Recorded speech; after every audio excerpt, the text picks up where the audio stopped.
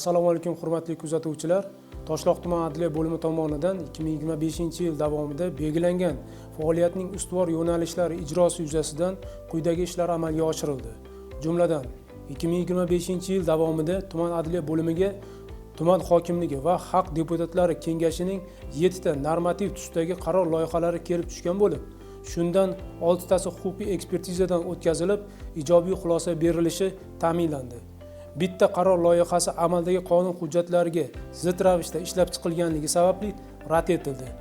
Shu bilan birga tuman adliya bo'limi tomonidan e-qaror elektron tizimi orqali tuman hokimligi va xalq deputatlari kengashi tomonidan qabul qilingan qarorlarning qonun hujjatlariga muvofiqligi, ularni qabul qilishda ijro intizomiga rioya etilish ahvoli doimiy monitoring asosida o'rganilmoqda.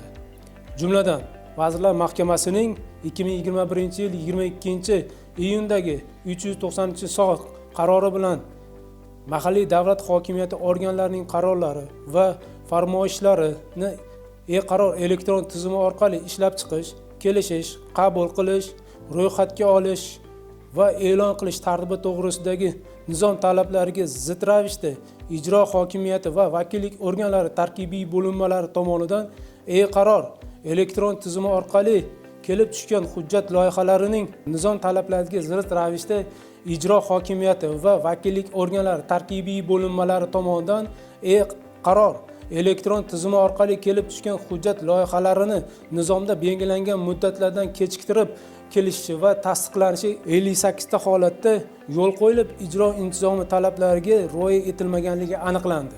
Bundan tashqari, 2025-yil davomida tuman adliya bo'limi tomonidan huquqni qo'llash amaliyoti va tahlil qilish sohasida 14 ta o'rganish, 37 ta monitoringlar o'tkazilgan bo'lib, o'tkazilgan o'rganish va monitoringlar davomida 15 ta tashkilotdan statistik ko'rsatkichlar talab qilib olinib, 43 ta normativ huquqiy hujjat ijrosi tahlil qilinishi orqali 16 ta qonun hujjatlariga o'zgartirish va qo'shimchalar kiritish yuzasidan takliflar ishlab chiqilishi ta'minlandi.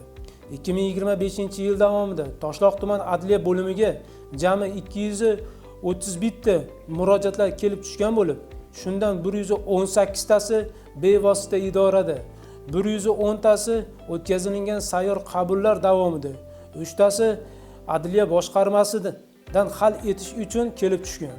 Umuman olganda 2025-yil davomida bo'lim tomonidan aniqlangan qonun buzilishlarini bartaraf etish yuzasidan mahalliy davlat hokimiyati organlariga, davlat organlari va tashkilotlariga hamda boshqa idoralarga jami 65 ta taqdimnoma kiritildi. 18 ta mansabdor shaxs ma'muriy javobgarlikka tortildi.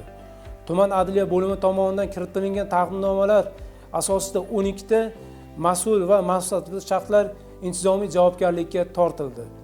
Shuningdek, kiritilgan taqdimnomalar asosida 6263 nafar jismoniy shaxslarning huquqlari tiklanishi ta'minlandi. Bundan tashqari, kelgusida qonun buzilishlariga yo'l qo'ymaslik yuzasidan tumandagi davlat organlari va tashkilotlariga 419 ta ogohnoma kiritildi. Tuman adliya bo'limi tomonidan 2025-yil davomida jami 1837 ta targ'ibot tadbirlari amalga oshirilib, yangi qabul qilingan normativ huquqiy hujjatlar keng jamoatchilikka yetkazilishi ta'minlandi.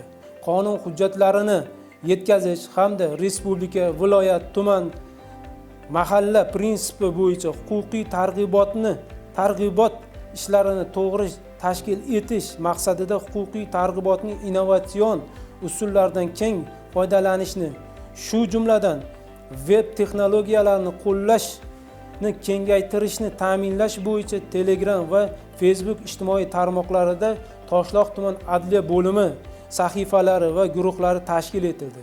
Sahifa va guruhlarga qonunchilikdagi yangiliklar muntazam joylashtirib kelishi ta'minlanmoqda.